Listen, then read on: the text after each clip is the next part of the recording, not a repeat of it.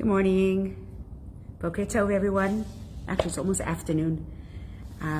Sorry for the late class today. But Baruch Hashem, we were blessed with a little baby boy, and we had a bris today for my grandson. So the bris was this morning, so that's why we're doing the class a little bit later. So for those of you who are catching it on later, welcome. And for those of you who are going to be able to join us now, that would be great. Good morning, Francis. Good morning. Let me know where everyone is watching from, so I know who our audience is.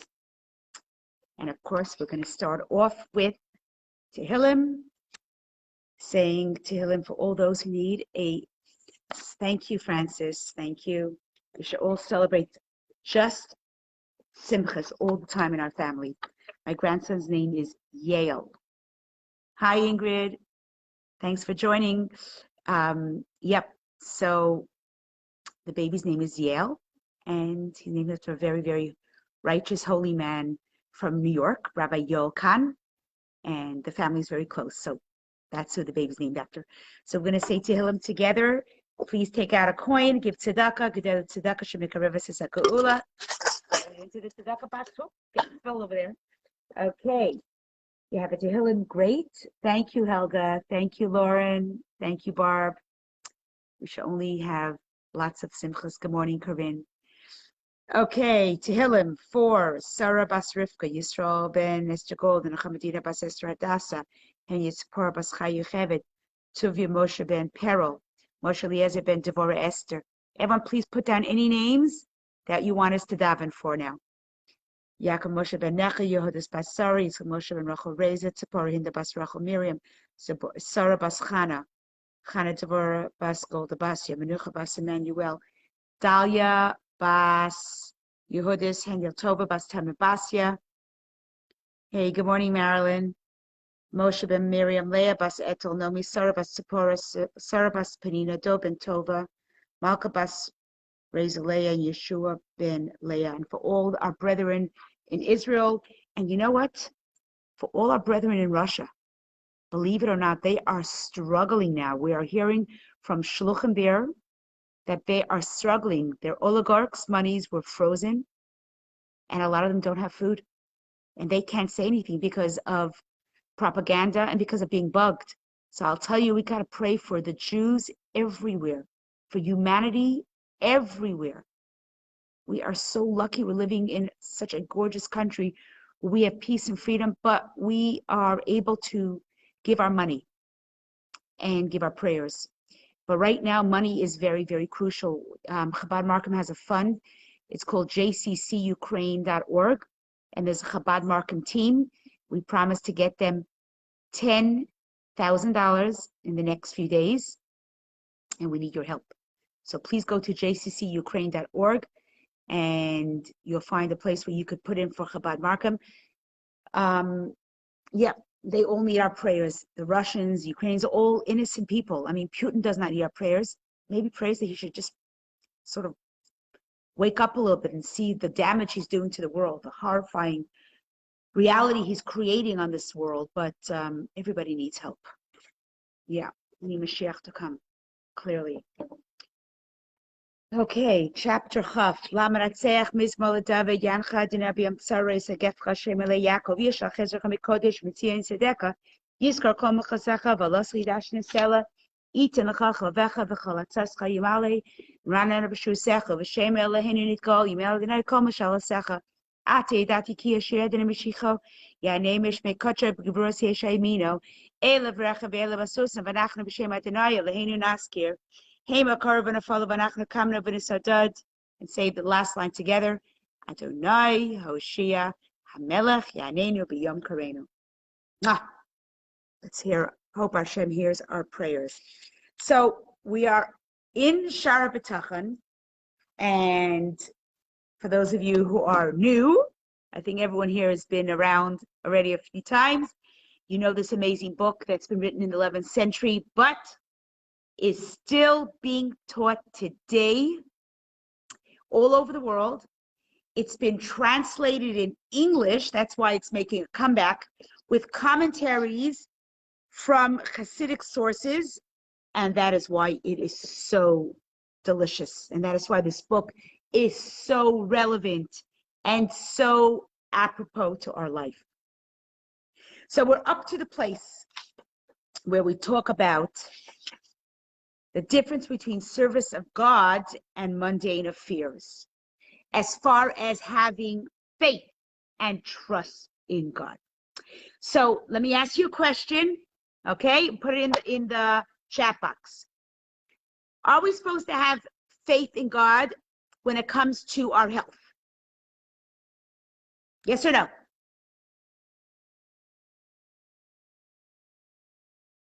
Question number 2. Are we supposed to have faith in God when it comes to our finances? Okay? To our parnasa, to making a living. Do we have to have faith in God? Or do we get out there, hustle, but at the end of the day, it's our job? So those 2 questions, health and business. Do we have a commandment? Is it good for us? Is it appropriate? And that's really the focus of the word now. Is it appropriate to have faith in God in these areas? Yes or no? Seeing a lot of yeses, because I'm going to get to the 3rd question. When it comes to mitzvot, which is called service of God, good, Ava, we'll talk about that.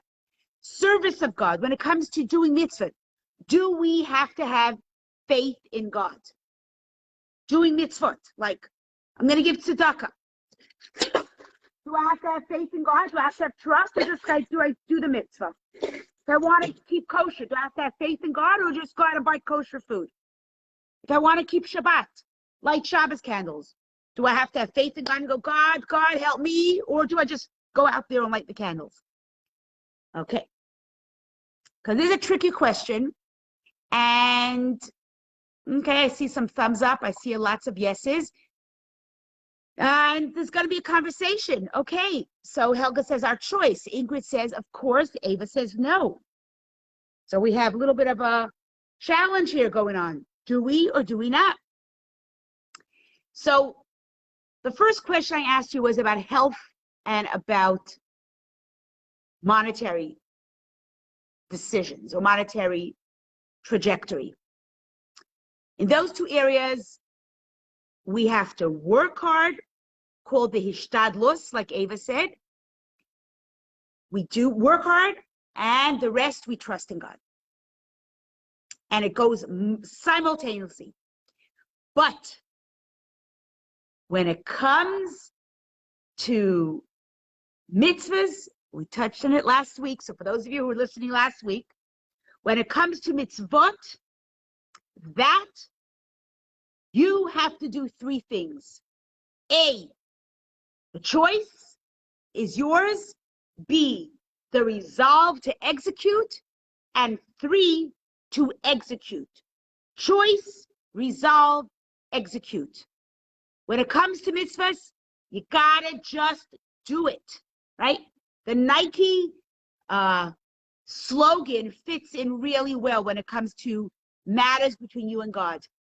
When it comes to business opportunities, you put it out there, your effort, and then you relax. Because you know that God will provide. He knows exactly the best job for you. He knows the best employers for you. He knows the best opportunities. He knows which country, city, state. That God is in charge. When it comes to your health, you've got to make the doctor appointments. You've got to be healthy. You have to have a good diet. You have to go work out. But then at the end of the day, you trust in Hashem. You daven and trust in Hashem. Good morning, Nikki. But when it comes to being a good Jew, there's a book. How many of you have ever heard of this book called Kitzer Shulchan Aruch? Anybody ever heard of that? Kitzer Shulchan Aruch. It is code of Jewish life. And so what Rabbeinu Bechaya is saying here is something very interesting. He says, don't get up in the morning and pray. Oh God, I hope I can only talk good words today. I hope I hope I can pray today. No, go get the book, go get the sitter, and pray. That is a very interesting juxtaposition to what we've been learning all the now. We're up to page 166. Till now, it was all about faith in Hashem. When it comes to mitzvahs, you have to make a choice. You have to have the result. You have to execute. Does that make sense to everyone? And you give me a thumbs up if that resonates with you. Or do you disagree? I'd love to hear from some of you that are watching. Hi, Yara. Hi, Brenda. Anybody want to answer the question? Okay. So I see that you agree with what I'm saying. Money and health, you do what you have to do and trust in God.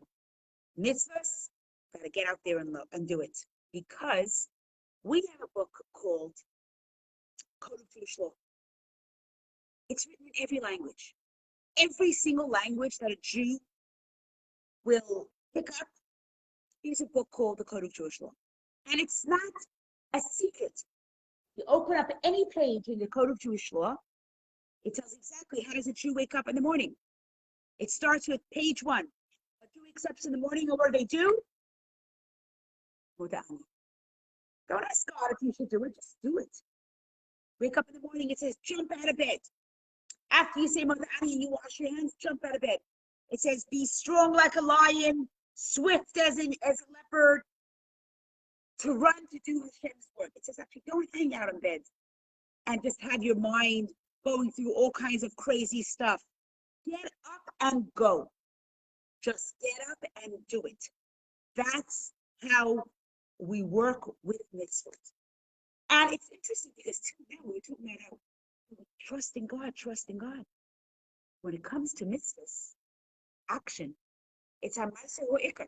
I think, Ava, you said that before, right? Hamaisa Hu Ikar. Hi, Carol. Good morning, Shelby. You know, the one thing we could ask God is that, and we're going to talk about this next week, is that we have situations that allow us to do it.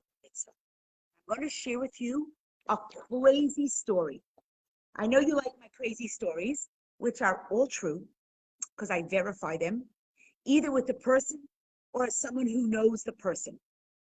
So this story is about a woman. This story happened 2 weeks ago. By the way, Hashgacha Pratis, divine providence. Every time I teach a Shaar Habitachon, a story falls on my lap that connects to the topic. Okay, I always say thank you, Hashem. That was really fast, quick, perfect landing. Okay, I give a class, Hashem gives me a story. So someone sent me the story. It comes from the EdenCenter.com. It's stories about women.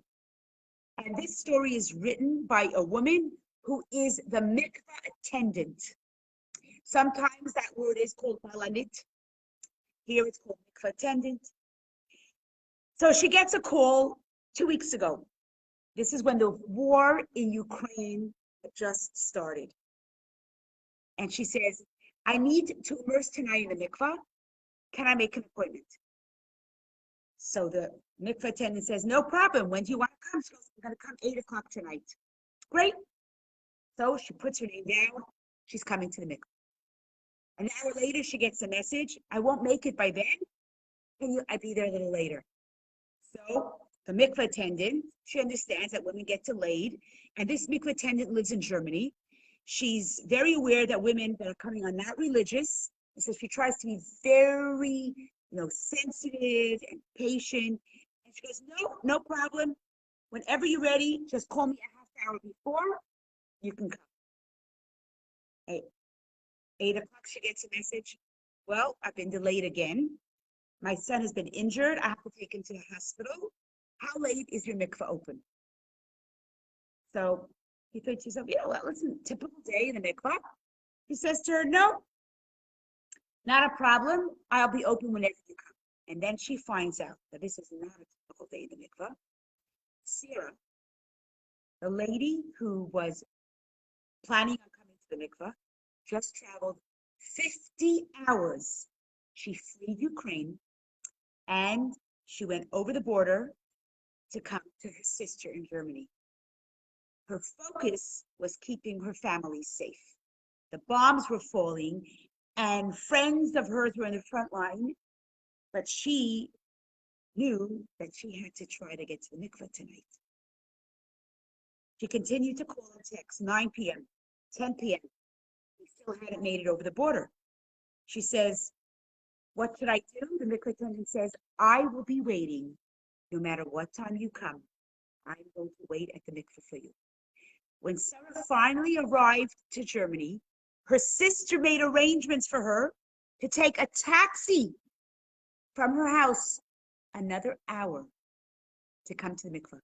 And her sister is not religious, but her sister understood how important this was. And she knew that Sarah's first stop of freedom would be an extra hour away to the mikvah. This is not your typical woman going to the mikvah. In every other way, she's like me and you. 3 days ago, 2.5 weeks ago, she had a good job. She had a beautiful house. She had money in the bank. Today, she's a refugee.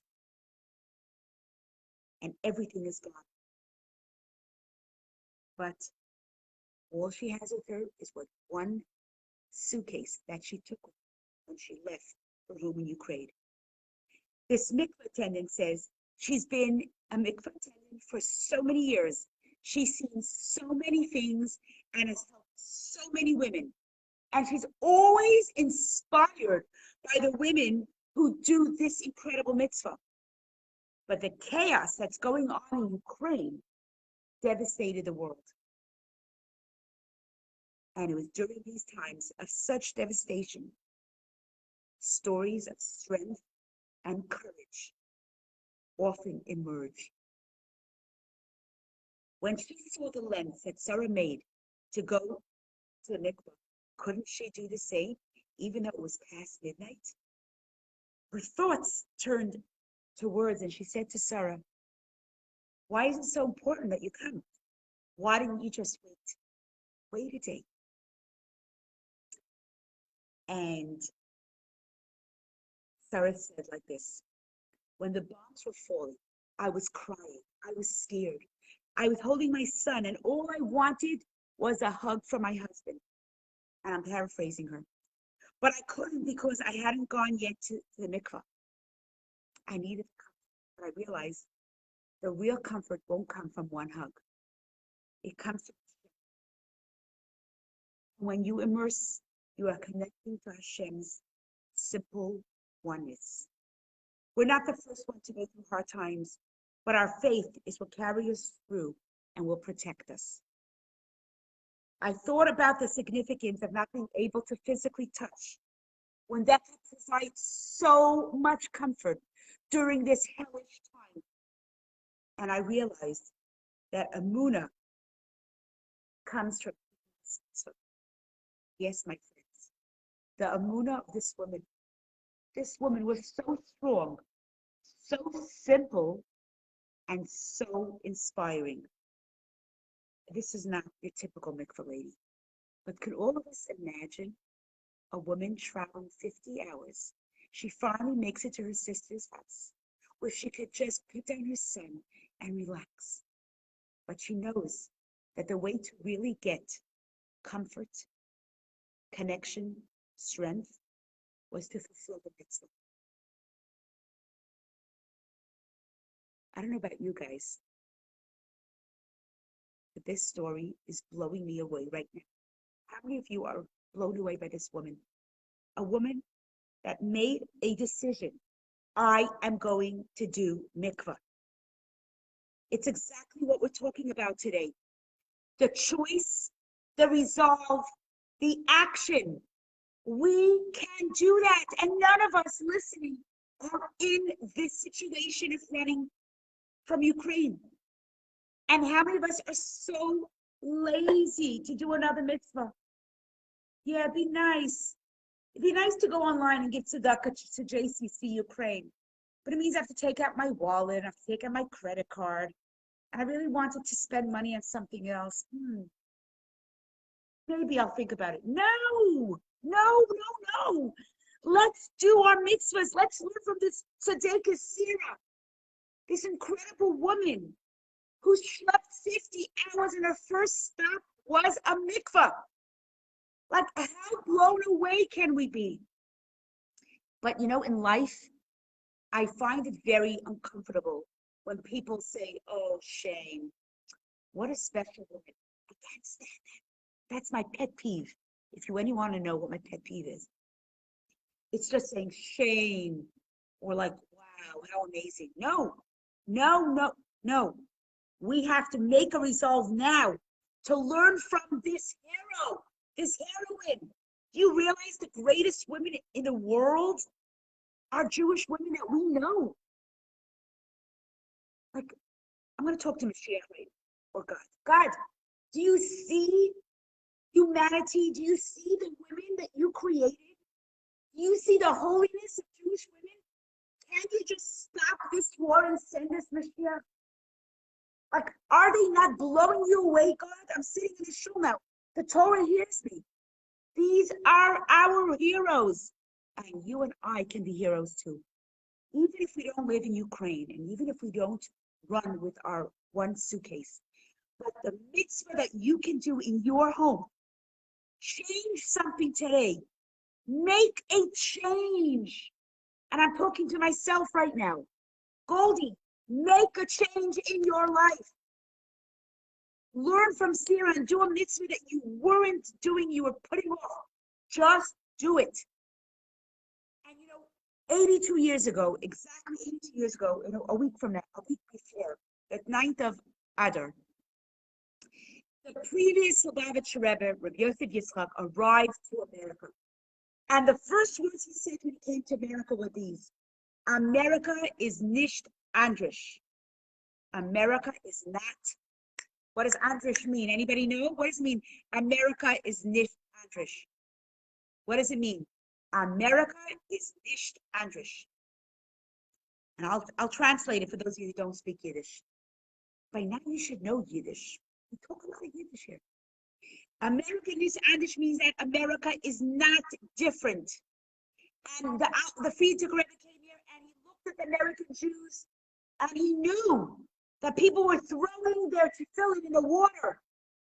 They were throwing their yarmulkes in the water. They were throwing their Shabbos candles and said, woo, we're Americans first.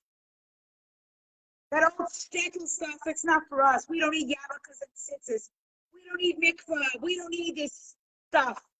Take these holy books and throw them in the water. God forbid. God forbid. He came here to the shores of America and he said, America is not different.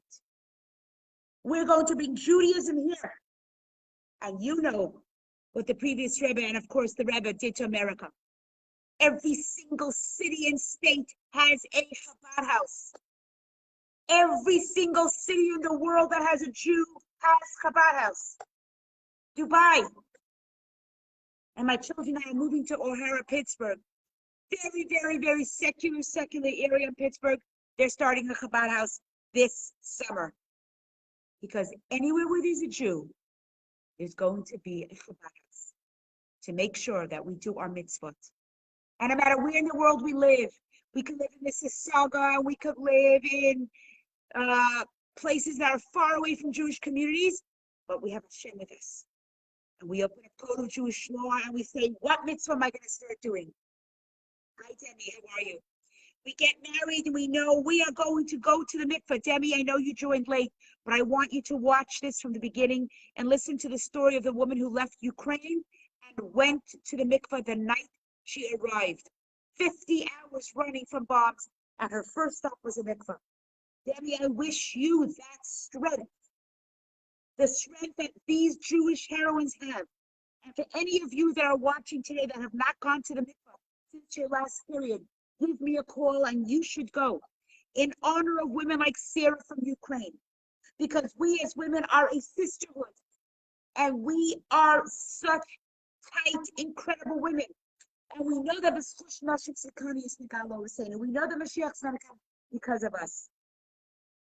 So some of the things that he tells us here, he says, in this, tells us here, he says, Hashem, you don't have to have trust in Hashem to do the mitzvah, because if you chose to do the mitzvah, Hashem will give you an opportunity to make it happen. God only gives you mitzvahs that you can handle. So if you make up your mind to do a mitzvah, like if you work on Saturday and you decide you don't want to work on Shabbat anymore, then you go over to your boss and you say to him, I am Jewish and this is my day of rest. I'll be happy to work for you extra hours a day, or I could work on a Sunday, but as a Jew, I cannot work on Shabbos. And I promise you 100% that your boss will be blown away by your commitment. You will get more respect in your company, and Hashem will be at your side. So I want to conclude here that all of us should remember that when it comes to faith, it's all about doing the mitzvah. Only a fool thinks, well, I'm going to try, but I'll put my faith in God. If it works out, it works out. No. With mitzvahs, you got to do it. So it says, when it comes to material matters, sometimes the means that appears to be good turns out to be bad. And what appears to be bad turns out to be good. However, when it comes to the service of God, it is not so. For those things that are either bad or good will never cease to be, nor will they change. To be the opposite. So with material, sometimes what appears to be right choice ends up being the wrong one. A person has no concrete method of knowing what the right choice is. Therefore, it is necessary to rely on God to direct them towards the right choice. However, in spiritual matters, God has instructed us on the correct behavior, and that never changes. I want to wish you, Pamela, a complete refuah shalema. You should have hatzlacha, that everything, just have faith. Faith that everything you need to have health, you put it out to Hashem and say, Hashem, I know I am doing my hastadlus, but I know Hashem is going to make it work for you, Pamela. Pamela, give us your Jewish name so we can all wish you a refuah shalema. Pamela, put down your Jewish name and your mother's Jewish name. And welcome, Evelyn, the kvacher from today's bris. So I think that's it for today's class. We're going to wish everyone that they should get out there, do what Sarah, the woman who went to the mikvah, did. Remember what the Friedrich Rebbe said, America is nicht adrish, and make Canada, make Israel, make every country where you live a place of holiness, of godliness, of bringing Hashem down into our world. Have a beautiful, beautiful week.